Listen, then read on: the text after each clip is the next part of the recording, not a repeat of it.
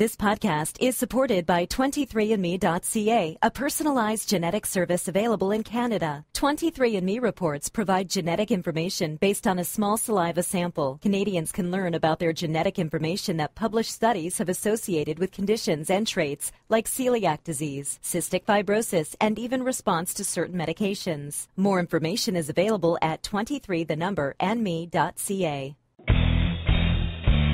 Welcome to the BS Show. Are you ready to shoot the... The BS Show would like to thank their sponsors. Jack Cameron, accredited mortgage professional. Jack can show you the way home. Draco Impact Sports, providing top quality combat sport equipment tested and used by all levels of athletes. Dominate your world. RepoSales.ca, specializing in vehicle and equipment recovery, liquidation, and sales. Hemmings House Pictures, the global movement media makers, helping tell your brand story to the world and accelerate the momentum of your movement. Farmbox Films, capturing stories the way you want to remember them.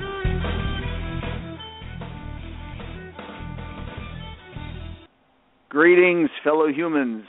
Welcome back to the BS Show, the one, the only podcast in Atlantic Canada dedicated to mixed martial arts and combat sports.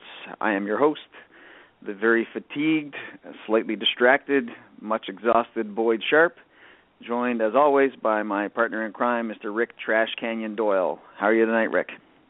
Hey, buddy, it's good to have you back in the saddle, I'll tell you that. I mean, you would think I get used to pulling you around and keeping up the slack, but I'll tell you, I really miss you, brother. It's good to have you back. No, you didn't miss me at all, man. I got a chance to check out the show. You and Skippy did a fantastic job. The conversation went in all kinds of places that I probably wouldn't have taken it, and I loved every minute of it. It was awesome. You guys did great, and given his perspective from a very different part of the world, but obviously a place dealing with some of the same challenges around local mixed martial arts. It was pretty awesome to hear. Well, it was nice to work, with a true professional for a change, but good to have you here tonight, Skip. How you doing, brother? I am doing good, man. Boyd, it's always good to hear you.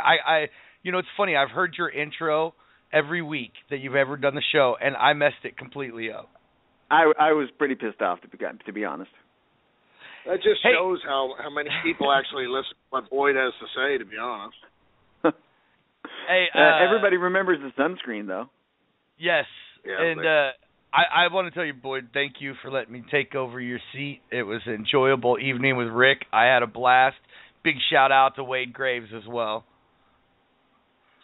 Boy, what did Wade I love do? that guy. It totally was cool to have HR in there, though, because I'd not had a chance to listen to a lot of his shows. Hear him talking about what they're facing down in Arkansas, and in many ways it's some of the same type of issues that we're dealing with up here in rural Nova Scotia, or rural Canada, if you call Halifax rural. I mean, what did he say, Rick? He had... It was a show. They hadn't had MMA there in quite a long time, and they did a small show, 400 people, $25 a ticket, and they were pretty happy with that. And I was sitting there with my eyes kind of swelled wide open going, well, I mean, who's taking the tank on that? Because I don't know how those numbers work. Like, how do you break even putting on an MMA show with $25 a ticket and 400 people show up? I just don't. I can't figure that one out. Yeah, I was kind of shocked, too, because we consider our market here like a pretty small market, and it was great to hear from HR, by the way. Blew my mind when he called in, but that was awesome. But it was great to get another perspective on a show from another area, even another country. And I was shocked, too, when he said that. When I said, how many people were there? And he said 400. And I thought, oh, my God, if we got 400 here for a show, like a promoter is going to lose his shirt if that shit goes down. I don't know why, but... I mean, we got. I mean, if you rent your venue and you give the commission $7,000 just to put a pro show on, I mean, there's your money. Your money's gone. Like, what the hell do you pay the fighters and all that stuff, and the hotels and get people traveling in? Like, damn. You're looking, though, for an amateur show for the commission, like I'm just going to say in Oregon. Oh, it was an amateur show? It was an amateur show. It was. Okay, but that helps. You're talking $2,200 for the commission. That's all your inspectors and everything, your doctors, your refs. Yeah. Maybe for the a smaller show, you're looking about $2,000 to $2,200, maybe $2,500. Then you talk I know the venue that Budo Fights is at. They agreed to give them 70% of the alcohol sales and take 30% in exchange for their venue. So okay. they're not so. If Budo Fights, which is next in 2 weeks, they do like they normally do, they're going to put 800 to 1,000 people in there. So that's at good. $25 a ticket, plus the sponsorship money. I'm just going off 2 Budo Fights ago, but I think he pulled in 13,000 for sponsorships. So nice. So he's paying all his fighters. Well, no, it's amateurs. He's not even paying fighters, but he's paying travel for fighters and such yes. through the sponsorship money, like the sponsors for the event, not the yes. the fighter sponsors. No, and he brought in fighters from Colorado, Washington, Idaho, and Nevada for that event. Well, kudos to those guys, man, that they found a formula that works for them. And okay, so apologies to everybody right off. I didn't know I was doing a show until about 45 minutes ago. And Rick, persuasive bugger that he is, talked me into it because I'm completely distracted and swamped at work right now. But super awesome that I did get here to do the show because now I'm here. I'm actually stoked to do it. But this is a perfect segue into our first topic, and we're going to jump around a lot tonight. But amateur MMA. Rick, you might know more about this than I do at present, but we have a first amateur-only card, amateur-only MMA card coming up in November, don't we? Well, I don't really know that much about it, to be honest. But I know that it is coming up, and I know that we were going to plan on talking about this in the next couple of weeks. But I think it's Muay Thai. I think there's some amateur MMA, and there might be some amateur kickboxing on that card as well. It looks like these guys are shaking things up a little bit and trying to mix some different things in for amateur. Different. It throws me back to something that HR said, and it actually brings me back to a conversation that we had with Brian Halquist many months ago now, where he talked about a key for his promotions has been first-time fighters or fighters very, very new in their career, because those are the guys that pull in their uncles, their aunts, their cousins, their high school football buddies, and everybody else that wants to see them fight for the first time or think it's cool and weird that they're getting into this sport and they want to see the spectacle. And you touched on it last week, too, saying fighters who have 7 or 8 fights may not be bringing in as many fights as a dude who's never fought before in his life. So I'm interested to see what effect that is going to have on this card on November 28th here in Halifax, when we have a bulk of the fights are going to be amateur MMA fights, maybe even a lot of first-timers. The fight promotion, actually, it started by Peter Martell, and we'll have to get Peter on to find out who else is involved.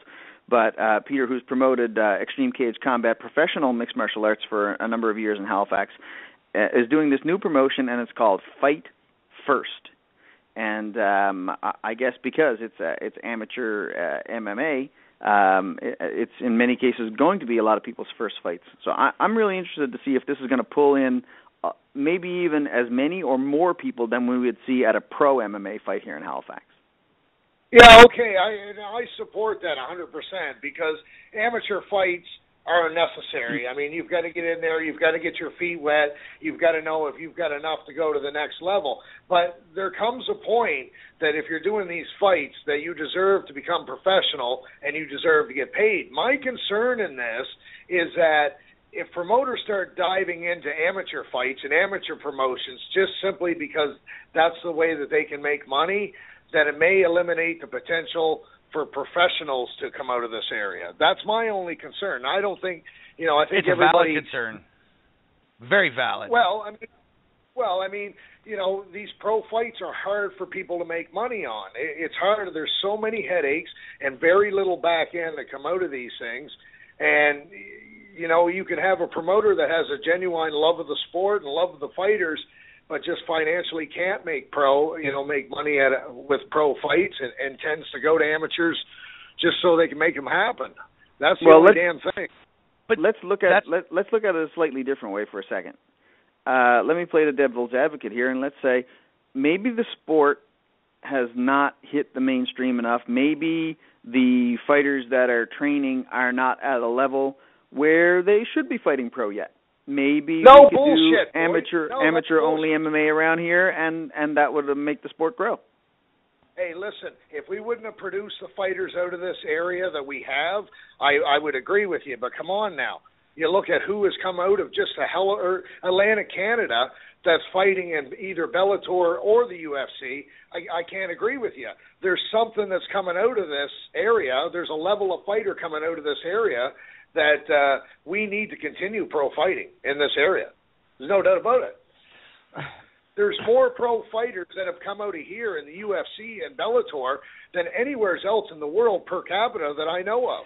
Yeah, but, Boyd makes a good point. Look, I can talk to both sides of the fences because I've seen it in different parts of the country here. But in your area, and this is just where we're going to talk about, if you could get 2 or 3 more promotions that are amateur-based running 3 or 4 times a year, you would see a better talent pool and more successful pros, because right now you've got kids who are turning pro, and we have this problem in Oregon. You've got kids turning pro before they should because they want a paycheck and there's nowhere as an amateur to fight any longer. Okay? Right. We're seeing a watered-down system of fighters in this new generation, and that's not okay. Rick, Rick, here's one other point, Rick, before you jump in. You and I have both seen instances where there are fighters who have 1 fight, 2 fights under their belts, maybe. And for them, it's about the money. It's about the contract. It's about what they're going to get to show, what they're going to get to win. If that's the focus of their fight game when they're 1 or 2 fights in, then their focus is in the wrong place. Why? Well, because their focus should be on becoming a better fighter, and the only way you can do that is by training and fighting. And that's why amateur sports exists. Who goes into any professional sport arena having never actually performed in that sport more than 1 or 2 times? And in the case of a lot of the fighters who've been fighting here in Nova Scotia, because we never had amateur MMA before, the first time they ever competed in the sport was as a professional. Where does that exist in any other sport? Okay, I understand that totally, but something is working in this area, Boyd. So I mean, don't be general on it. Like that may be the case somewhere, but in this particular area, there's a formula that seems to be working. I mean, I do agree with you that a large number of really, really good fighters have come out of a relatively small number of gyms and a small population in Atlantic Canada. I can see that 100%. But if there was a more well-developed and thriving amateur circuit in Atlantic Canada, who's to say that number wouldn't be 3 times as big? Yeah. Rick. Let me just finish this, because I understand what you're saying, Boyd, but there's also a point when fighters start getting exploited as well. You take a look at Nogler, man. How many goddamn fights did he have at amateur? 120 pro boxing fights. 120 pro boxing fights. Other people made money off that guy. You mean amateur fights? You just said pro. You meant amateur, right? Yeah, amateur fights. 120 amateur fights. Yeah. Boxing. So a lot of people made money off that. Yeah, boxing is the exact opposite end of the scale, and you're right. And there has to be a balance somewhere in the middle. I'm not saying we need to do away with pro MMA completely, but I am saying that you need a balance of the two. You need a way for kids to get in and learn the sport, not at the pro level, but you also need then, like you say, somewhere for them to go when they reach that next level. And Rick, not every person that steps inside a training facility to become a fighter wants to be a pro. Okay? So right now you're scaring off a lot of the market that as amateurs, want to see if this is even what they want. They want to try it. And you put somebody in there who's not ready as a pro, and they're discouraged and never come back to the sport, and we lose one more supporter. And when it comes to the money being made off of them, it's no different than, high school football, high school baseball, high school hockey. This is what you got to look at. We are trying to develop these kids in a sport and give them an opportunity to choose that path on their own. I'm a big fan of pancration with the ABC class of amateur fighting, which is dying out in America. But it's because not everybody is built for this sport. Not everybody is going to want to do it long term. And we're going to touch on this in the weeks coming up, but we're going to learn a lot, me and you, Rick, about stand-up fighting, kickboxing, Muay Thai, point karate. I've been chatting in the background with Skippy a little bit. He's going to hook us up with some absolute world-class experts on, I don't even know what the hell you call it. Is there a name for when you group together, say, Muay Thai, K1-style kickboxing, that type of thing?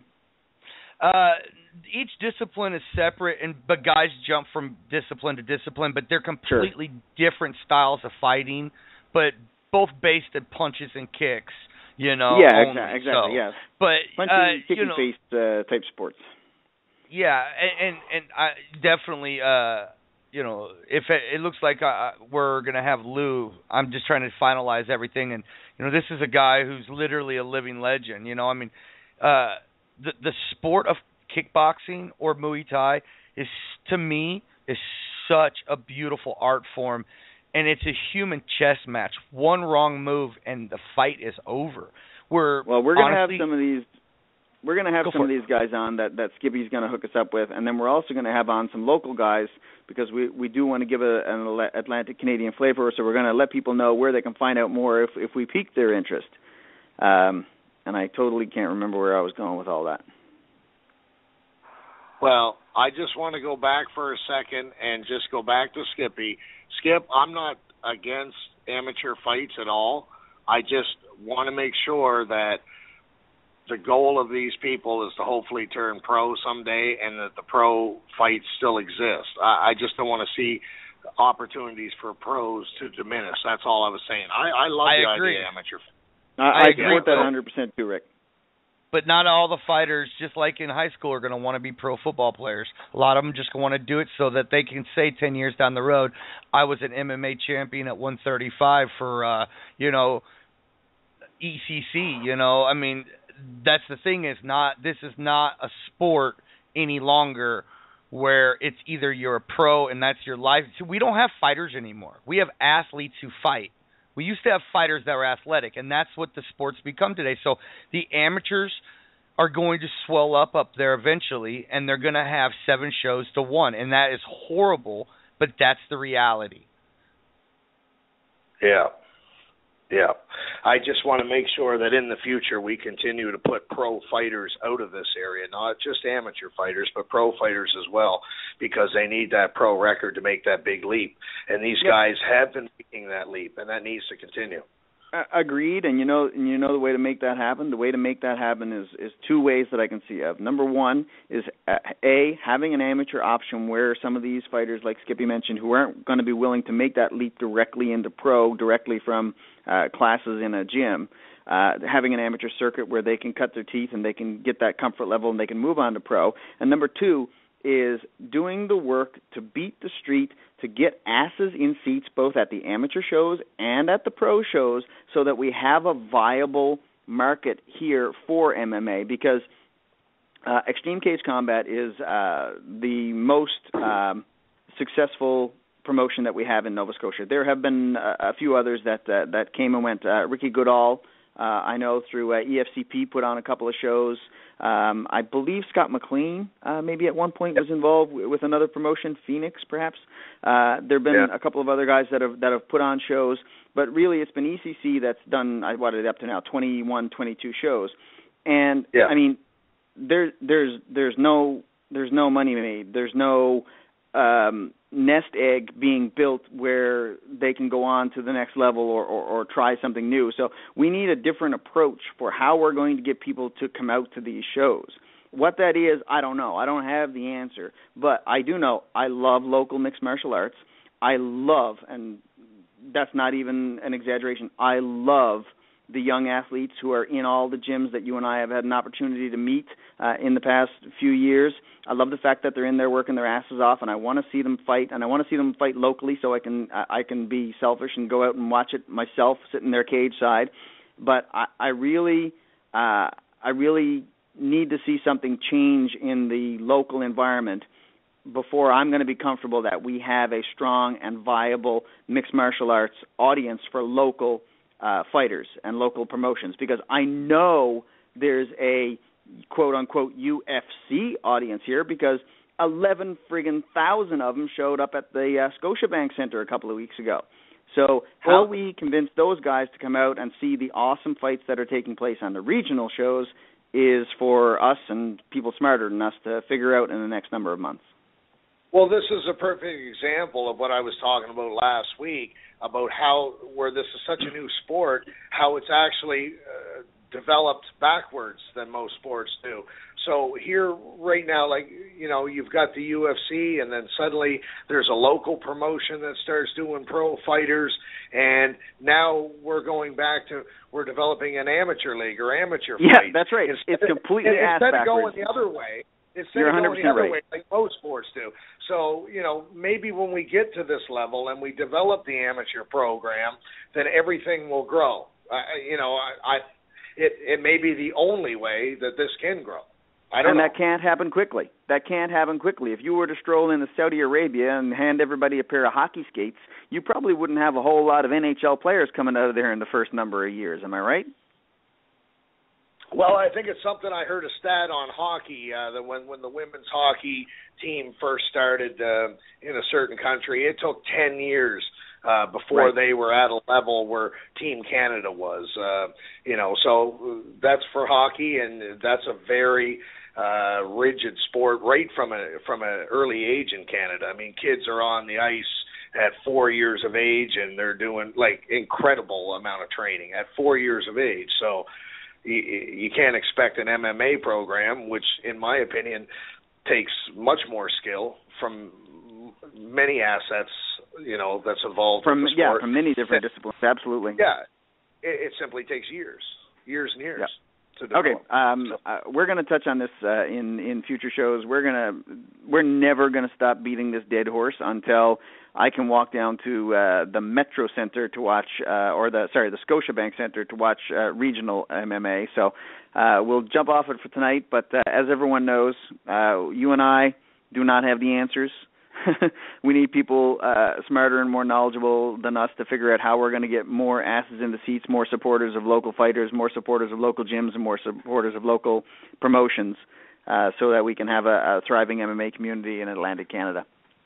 And if you love the sport, and you love what you do, and you're listening to this program, you have a responsibility, in my opinion, to get out there and spread the word. So spread the word about this show, and spread the word about your gym, and spread the word about the local fighting promotions here. Help put people in the seats. November 28th, Fight First. You're going to get to see Nova Scotia's first professional Muay Thai. You're going to be able to see some amateur mixed martial arts with some kids who've been putting in hard work in the gym and stepping in there for only the first or second times in their lives. So guaranteed to be some exciting stuff. So get online, find out some more details. I think Nikki's fighting as well on that, isn't she? Nikki Claroux? Is she still on that card? I know she was on it when it got postponed a number of months ago. I haven't heard any mention of her since then. I'll reach out to her and find out. Nikki Claroux was a cast member of Cubicle to the Cage, and she did not fight at the end of the show. She felt she wasn't ready. She felt she needed more time before she'd be ready to fight, and apparently she has gotten to the point now where she does feel she's ready to get in there as an amateur. Like Skippy said, sometimes people aren't willing to jump into the pro ranks. So I'll dig around on that, Rick, and see if I can't find out if she is on that card, because if she is, I'm excited because she's a bull. Oh, I saw Robin the other night, too. Oh, yes, Robin Smith. He's been popping up on my Facebook once in a while. I don't think he's training much these days. No, you know what he's doing? He's working the front desk at the Marriott Hotel. It's hilarious. Really? And going to school as well? Yeah, he's all dude up in this like little suit and tie and everything, working. His body still looks like a half melted candle, but he's got a big grin on his face, and he's probably even more so now. Probably even more so. He was looking pretty ripped there when he fought. Okay, I gotta give a couple of shout outs, and you can tune in with your thoughts on them where appropriate. I don't know if it's necessarily appropriate or not to put it out widely, but it's out on Facebook, so I'm gonna put it out there anyway. Mr. Matt McGrath just announced that they're having their third kid. I think that means like 3 kids under the age of 5. So I hope to God we get to see Matt in the cage very, very soon, because if not, he's going to be too damn busy to train anymore, which will be a massive loss to the local MMA community.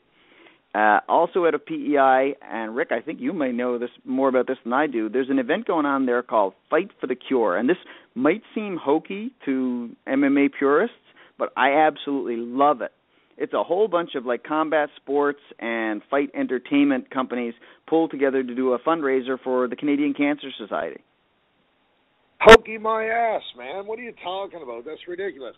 Yeah, I got a text from my son this morning because Zach does some refereeing for pro wrestling now these days. He's done really well at it, and he wrote me a text here. Let me see if I can find it.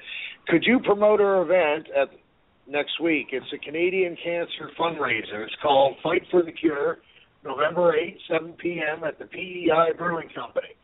We have karate and kickboxing demos, as well as Matt McGrath and Professor Abel doing jiu-jitsu demonstration. Jason Salgo will also be there signing autographs. The tag match will be Cowboy Mike Hughes and Coke versus Brody Steele and Sexton Phoenix. $25 advance and $35 at the door. So it sounds like they got something pretty cool happening. If you got hair on your chest, I think that's where you need to be if you're in PEI. Yeah, well, I know the boys all train together over there, you know, in the gym and whatnot. So they all know each other pretty well, and it's a good cause. So I think they're doing some cross promotion between wrestling and fighting, and in the end, that can only help everybody, I guess. Yeah, absolutely, and it's for a good cause. I mean, the Canadian Cancer Society obviously does fantastic work, so it's super to see those guys pull that together. I actually mentioned to Peter Martel doing a very similar type event in 2015, and the working title that we had was Fight Cancer, and to pull together sort of a martial arts expo type day with a pro or amateur MMA card at the end of it. So. Yeah, that'd be cool. I'll tell you. Yeah. Another cause would be really good would be brain injury or something, eh? I mean, actually, yeah. I mean, that would be a really good tie-in. We could do a whole thing with Sabby D and Dr. Sabby D from Fight MD and the whole thing. I talked to him 2 weeks ago. Actually, I went to Chris Kalades had a victory party at the Old Triangle down in Halifax. So. I went down and joined in. I didn't. I was kind of walking into a lion's den there. I didn't know how I was going to be received. Considering I fought 2 of their guys before, but no, all great guys. Enemy territory for trash. Yeah. No, they're all great guys, man. And it was a good party. And talked to Tristan Johnson. Cokes was there. Of course, the man of the hour, and had a nice chat with TJ Grant as well as Coach McLean, and those guys are jacked over there, man. Like they're on cloud 9, and all the power to them. Yeah, I can't even imagine. I mean, obviously Chris Kalades doesn't need any more promotion from us right now. I think he's doing quite well on his own. But I did notice that his last opponent before fighting Patrick Houlihan at the UFC was Adrian Woolley, who I quite frankly thought was the best 125er in the country. And Adrian just won the UFC title in Ontario. So, I mean, if Chris needed any more feathers in his cap, a guy that he goes out and beats, then goes to Ontario and wins the title up there. So I mean, like I said, he obviously doesn't need the promotion right now, but just one more sign of exactly how good of a fighter he really is. Yeah, we haven't seen the last of Wooly, that's for sure. No. I mean, if Adrian doesn't end up in the UFC, then I'm a monkey's uncle, because that guy has the full package. Just an absolutely fantastic guy, a very smart guy, very marketable guy, and a tremendous fighter who happened to come out on the wrong end of his fight with Kalides. But other than that, it might be very well him in the UFC and Chris on the outside. So super exciting to see that kind of got determined on a fight right here in Halifax, eh? Well, they say a loss is you learn more from a loss than you do a victory. So you and I should be geniuses now by that. Yes. I got another shout out for you. Did you ever get a chance to run into Lenny Wheeler? I know he spent some time around Titans when I think his girlfriend or fiance was going to school over here in Halifax, and saw him in Titans a few times. He's from PEI. He gave a big shout out to Jason Sago and Paul Abel and Matt McGrath and all those guys when he fought in Malaysia this week. He got a first round TKO. He called it before the fight. He said, "I'm going to TKO the guy in the first round," and then he went in there and did it.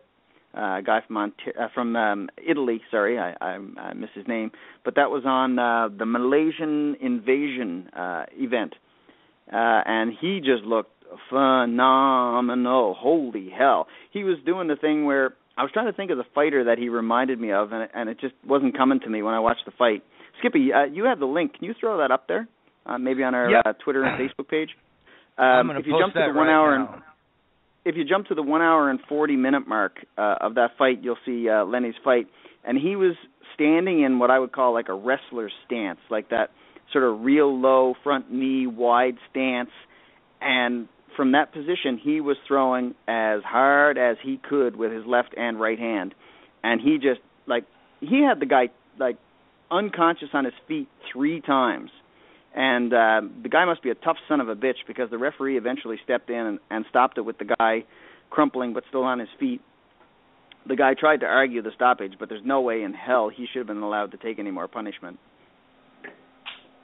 Hey, by the way, just so you know, this is an interesting fact, but we're now working with Malaysian Invasion, and we just started with their last event this past weekend. So. You know what, Skippy? It doesn't even surprise me anymore, because if it ain't UFC, you guys got it.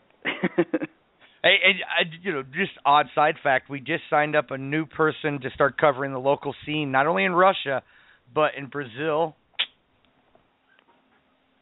Good stuff. Man, you're going all the time. Are you still training yourself at all, Skip? Yeah, I'm training on being a lazy ass guy who works 85 hours a week in a bar that he should have never gotten involved in. What do you do? What do you do in the bar? This is what happens when you work for friends, Skippy. Never do favors for friends. I walked away. I decided to spend all my time and effort on Madhouse, and I walked away from the bar business. And a good friend who I worked with for a decade came to me and said, "Can you help me open my new bar?" And I was like, "Yeah." And I signed a 1-year agreement, and I literally was told it was going to be 40 hours a week. I'm doing seriously some weeks 70 hours, and it's just and I still got to do Madhouse. That don't stop. The bar business is hard to get away from once it gets in your blood. It's like you're in a giant bubble. It's hard to get out of. Yep. But I tell you what, I got the best food in a 100-mile radius. Nobody can compete. Everything is fresh, made in-house, literally fresh ground hamburger meat every day, fresh chicken, fresh bread, everything. I go pick my produce every morning by hand. That's cool, man. We're going to get down there. We got to get down there, Rick. We got to get this man. Yeah, absolutely. That'd be cool. So okay, the other point I wanted to make about the Lenny Wheeler fight is the guy's nickname was the Zen. So I'm kind of wondering if he didn't want to beat the piss out of him for trying to steal Jason Sago's nickname. You never know. Might be. Yeah. You never know. Our good friend Mr. Mike Malott registered his first loss. at the World Series of Fighting just a couple of weeks ago. I tuned into the fight, and I haven't had a chance to talk to Mike about it yet. I did have a couple of comments back and forth with him on Facebook. He was completely absent off of social media there for a little bit. I know he was just completely destroyed as a result of the loss. As you can imagine, a guy with as much promise and as much hype, and having had some really, really impressive first-round victories in his first 3 fights, I'm sure he had quite a way to fall. But, I mean, obviously I think he's the kind of guy that's going to grow stronger and come back better as a result of it. But, Rick, I don't know, did you have a chance to see the fight, Rick? Yeah, I checked out the fight, and I'm not even going to talk about that. I'm going to talk about the winning or losing because, like I said, you and I both know that you can learn more from a loss than you can from a win. And I don't know that from all this experience in fighting, but I do know that from my experience in life. And I'm able to look back and, I know Mike, and I have the utmost respect for him, and he's an incredibly talented kid. And we've watched him ride that train to victory and how it feels, and now he's experiencing a loss. And you and I can sit back and kind of chuckle and say, you know what, it's going to be okay at the end of the day. But it's his experience, and he needs to go through it, and he needs to learn from it. And we get the beauty of standing back and see what happens because of it. Yeah, absolutely. And, I mean, Mike forgets more every time he eats a headshot than I will ever know about fighting. But I do know how to be an MMA fan. I do know how to be a fight watcher.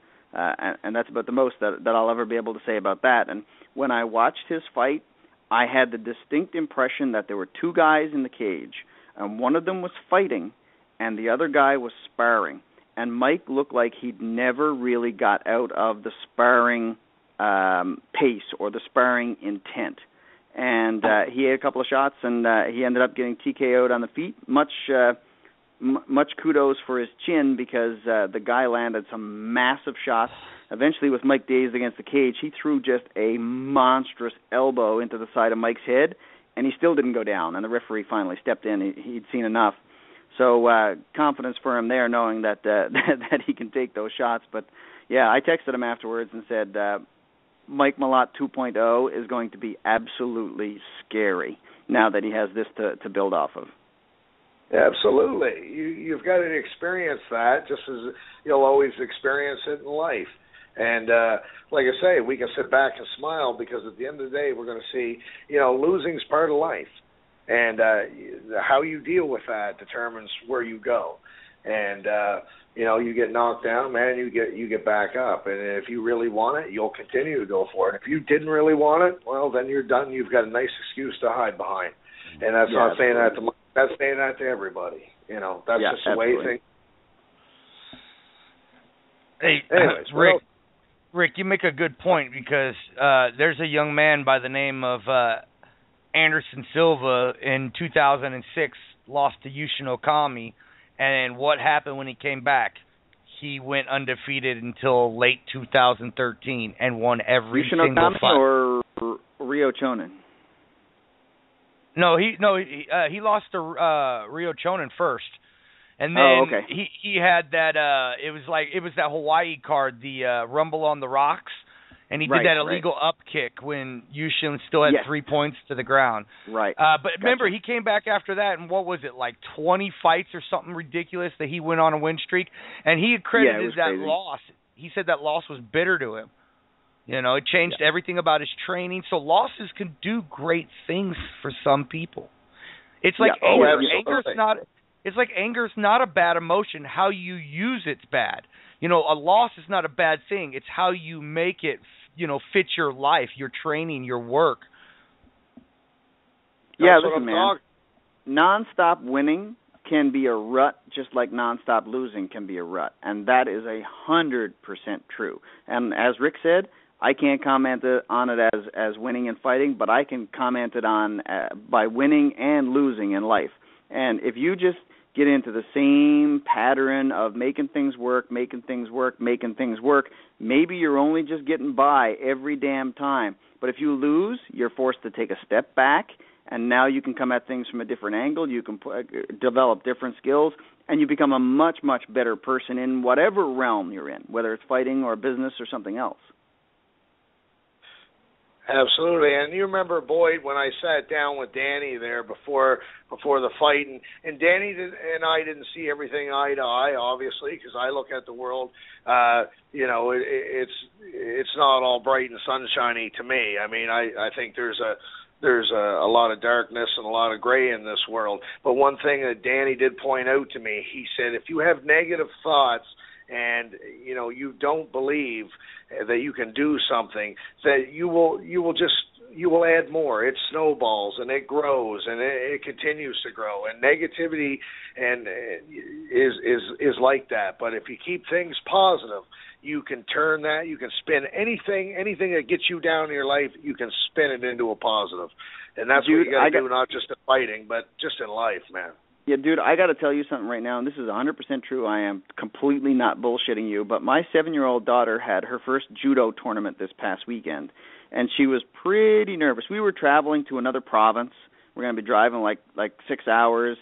She was going to have to compete against kids that she didn't know for the first time, and she was kind of keyed up, and her and I talked about it a lot, and I was just trying to tell her, you know what, it's going to be fun. Don't really think about the competition, but she's pretty focused on her judo right now, so she was thinking about the competition, and she came to me one day and she said, Dad, do you know the best way that you can win?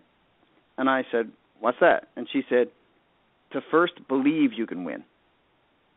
And I was sitting there looking at her going, this sounds like some kind of bullshit that I made up and told her, but I totally didn't. I didn't. Honest to God, I didn't. So well, the kid's already smart now.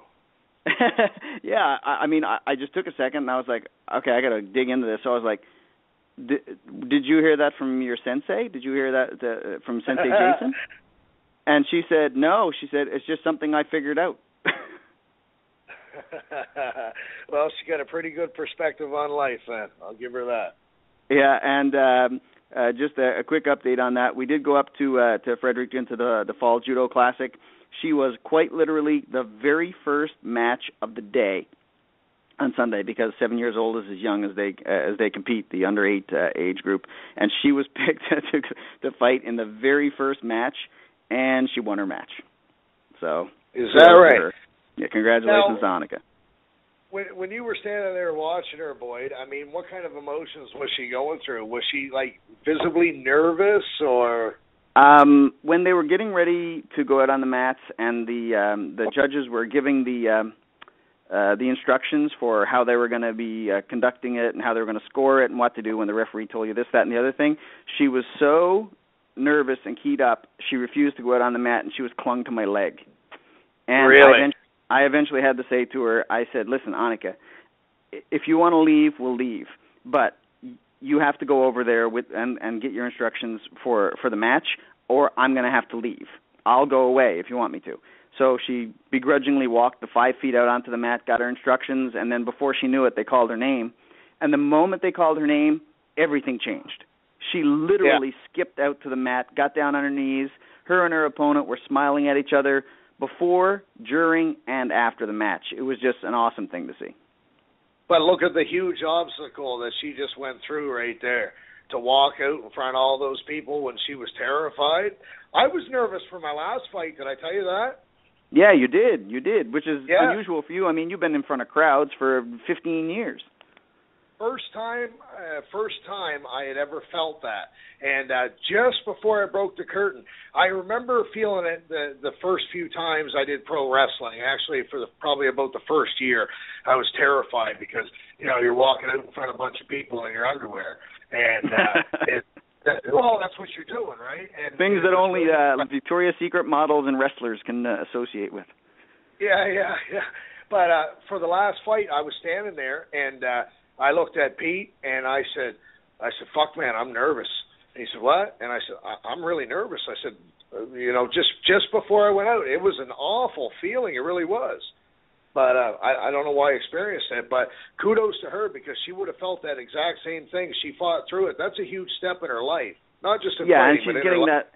And she's getting that at 7 years old, as opposed to somebody like myself who stepped into the cage the first time at age friggin' 41 or 42 actually. So the other point of that is throwing back to the conversation we were having earlier about the amateur MMA. I mean, those people are going to be able to get that experience in the cage in front of a crowd doing their craft so much earlier and in a more controlled fashion than just being thrown into an MMA fight. Not to dive back into that whole conversation, but yeah, true enough. Okay, I have one more conversation that I want to have here, and it's a bit too TMZ gossip, trash talk to really have my attention, but I think it's too big of news to really ignore. So here's the deal. Fighter out of Ontario, Michael Imperato. He came down here. He fought Mike Malott a number of years ago. Mike Malott actually is the only person to ever defeat Michael Imperato. He got a call this week from the UFC. We want you for the big show. Within 24 hours, the UFC rescinded their offer and cut him from the UFC. Okay. So he was on a reality television show called Fighter Exchange a number of years ago. And I'm only going to give you the facts. I don't know Michael Imperato at all. I've never met him.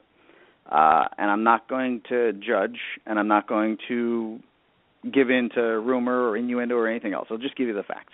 He made a very insensitive racial slur at somebody on the show, and it was widely broadcast on television, so that's not hidden. He apologized for it, and as you and I both know, Rick, you say some things sometimes when there's a camera on you and you're trying to make a television show as well as live your life that maybe are not part of your personality, but maybe they are. And like I said, I don't know Michael Imperato. I'm not trying to put words in his mouth, but it was said and it was documented, and obviously there was suitable outrage for it. So this was a number of years ago. UFC calls, and you know Lyndon Whitlock. He's fought down here in Atlantic Canada a number of times.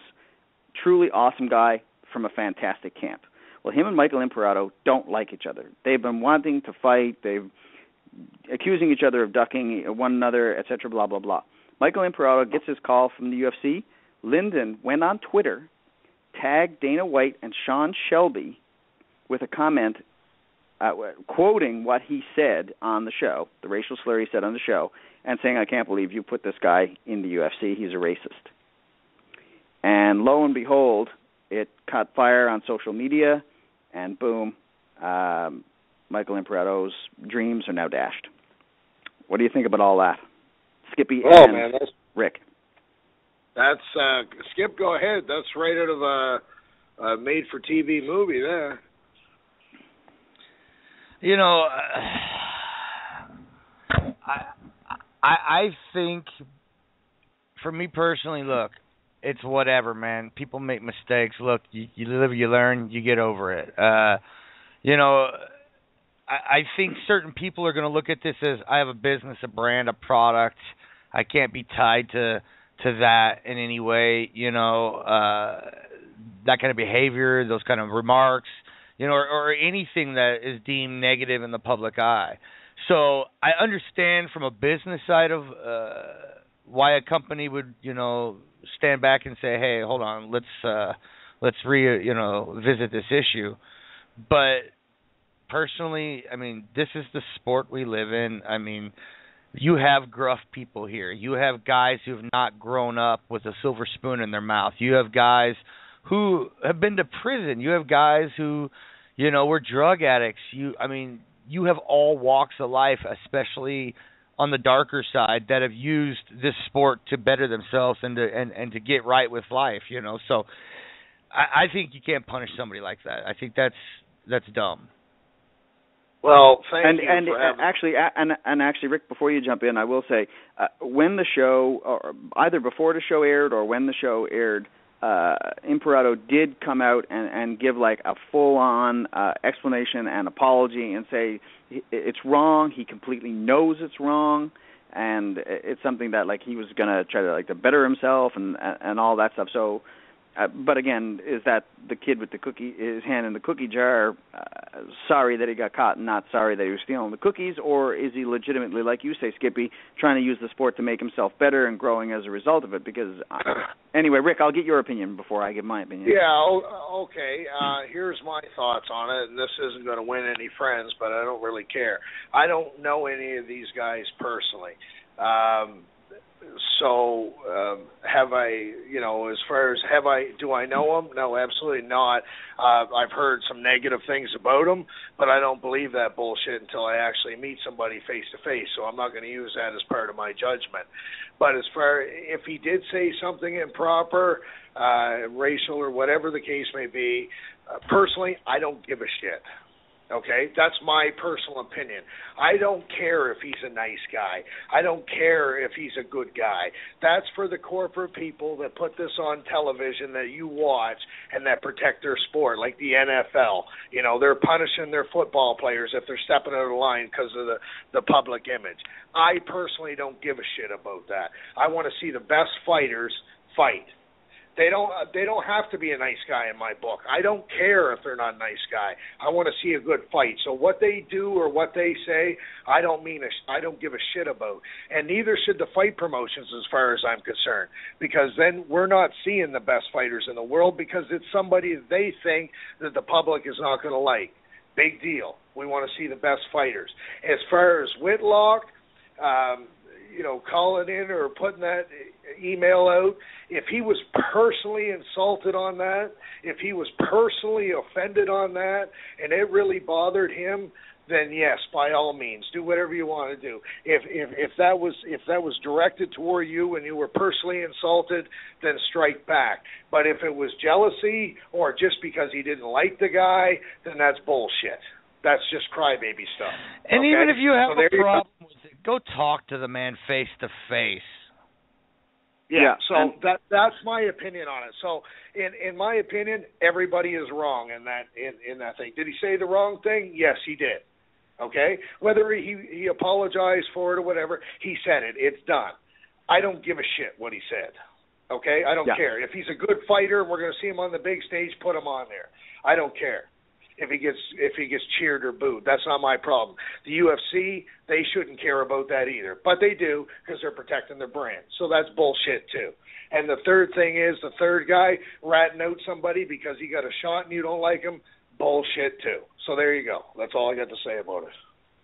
Yeah, and you guys totally hit on all of the key points. Thank you very much. You did my homework for me, because when I saw this going down, and I was stunned. I was shocked.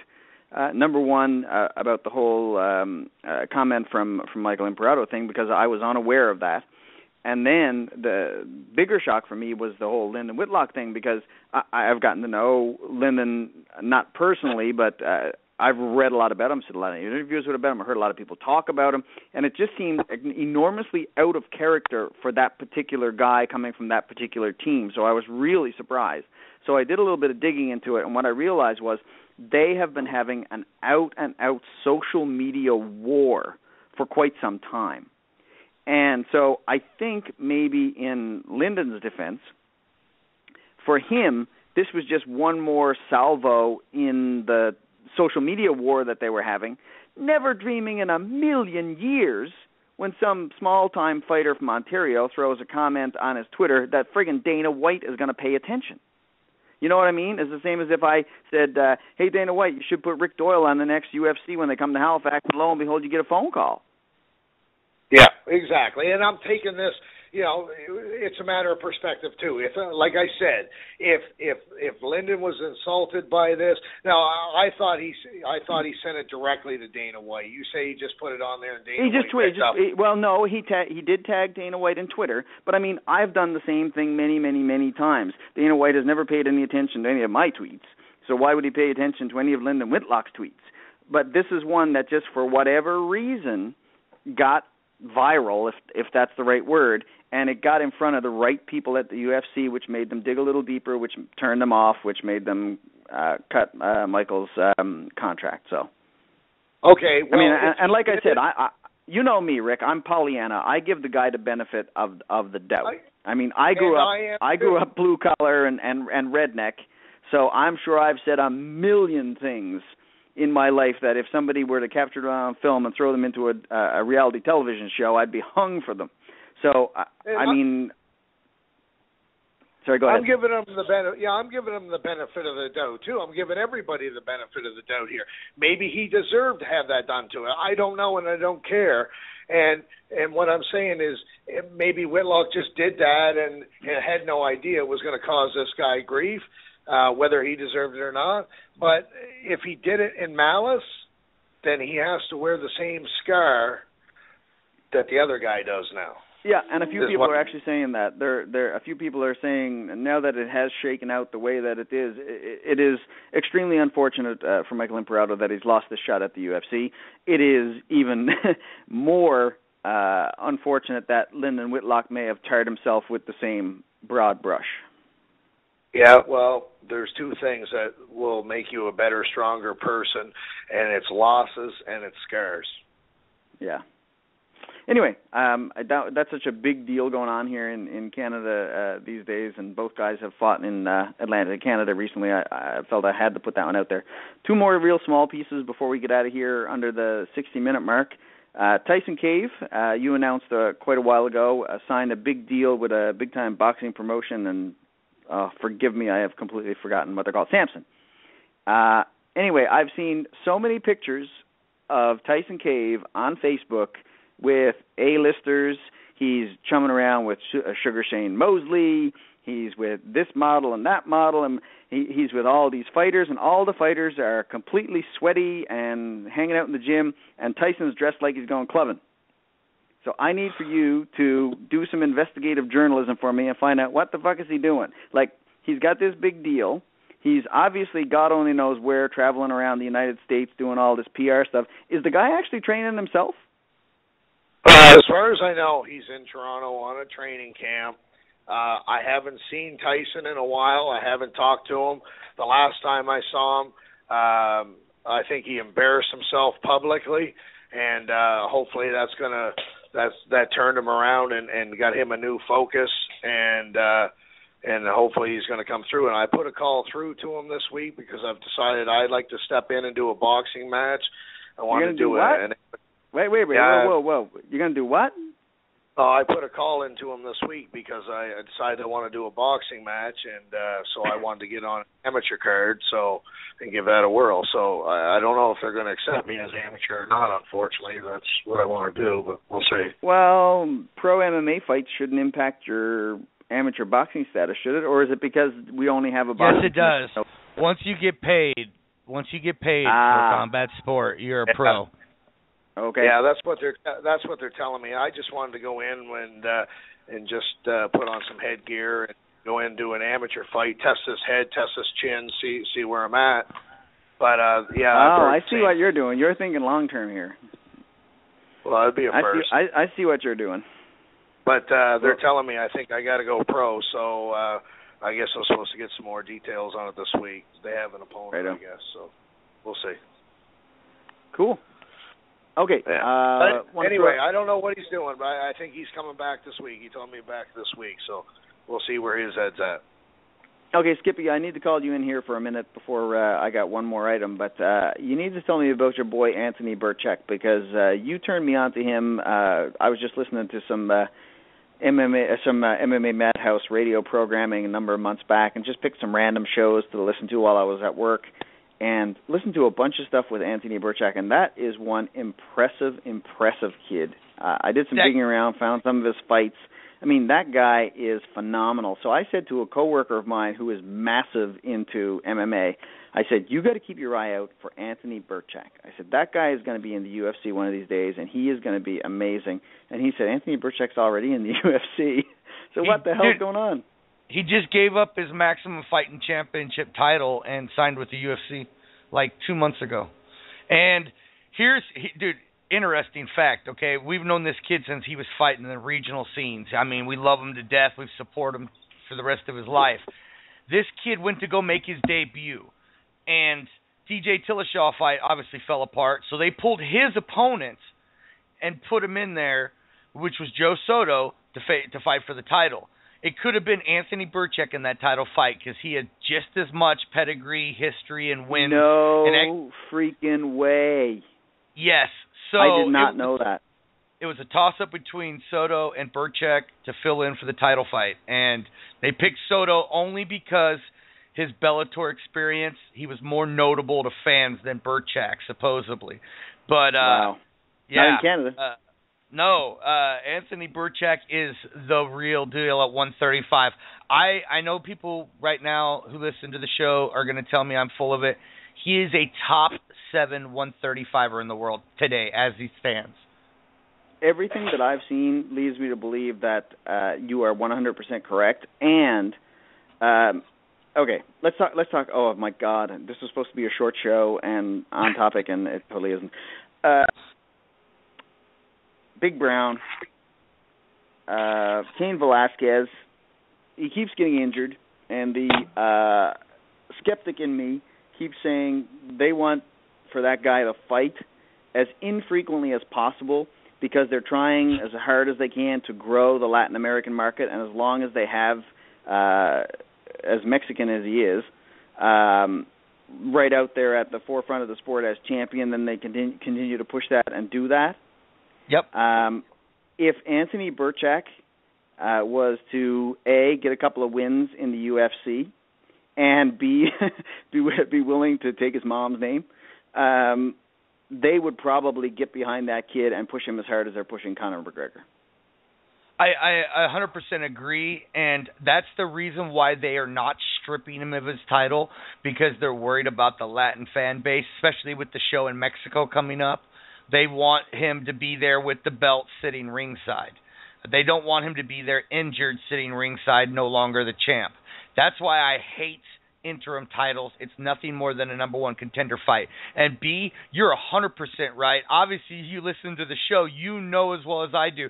If he was, because he is Mexican, but if he was to take his mom's last name and switch it over for fight reasons, they would blow that kid up. Yep, they would. Like I said, they would give him the McGregor treatment. And he's not only does he got the talent, not only does he have the cardio, not only does he have the heart, his wife's a pro fighter, his kids grew up in the gym, he's well loved, he trains with some of the best guys in the business. I mean, he's an all-American looking pretty boy. He's a good looking man. So I mean, he is perfect poster boy. He's a smart guy. He's a smart guy who can be transcendent. He can transition the sport to mainstream, right? Like he could sit down and talk to Jim Nance or he was just here, UFC guy, who does their commentary when it's not Joe Rogan. Goldie? No, not Goldie. Kenny Florian. John Anik. He could sit down with those guys, and he could just talk their ear off and charm them to death, right? I mean, he's got the full package. And anyway, I've talked to Anthony up so much now we're going to have him on the show. But he is somebody that I only started following because of my love of local mixed martial arts and my following of MMA Madhouse. And now here he is. He's getting his shot in the UFC, and I think there's great things for that kid. So yeah, I just wanted to give him a shout out. Well, when you guys sit here and you discuss things that go on in this sport and they're based on politics, okay, or decisions that are made on politics, company politics, remember back to the conversation we just had. You've got to leave the politics out of it. If you want to see the best fighters and the best fights, you have to leave the politics out of the sport. You have to. I agree. I agree and I disagree. I mean, you know me, I'm a white-collar, straight-laced guy, so I tend to lean towards the politically correct. But I definitely see the value in what you're saying, Rick, especially if you're looking purely at the sporting integrity and not as a business. Exactly. Yeah. Okay, one last shout-out before we get the hell out the door is November 22nd, Fight for Pride in Quebec, Canada. We have local boy, Mr. Michael Spenline, fighting Yanni Sherbatov. I hope I didn't butcher your name too much. At flyweight in the co-main event. So we predicted big things for Mr. Spenline, and it looks like they've started, Rick. Yeah, so our boy's taking a leap out of this area. He's going to test the waters a little further up the pond there.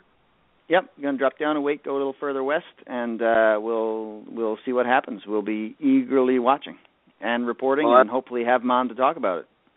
That's a natural progression for him now. He needs to test the waters up there and get out of this area, do a test fight out there, and just see how he measures up, test his mettle, and we sit back and enjoy the show.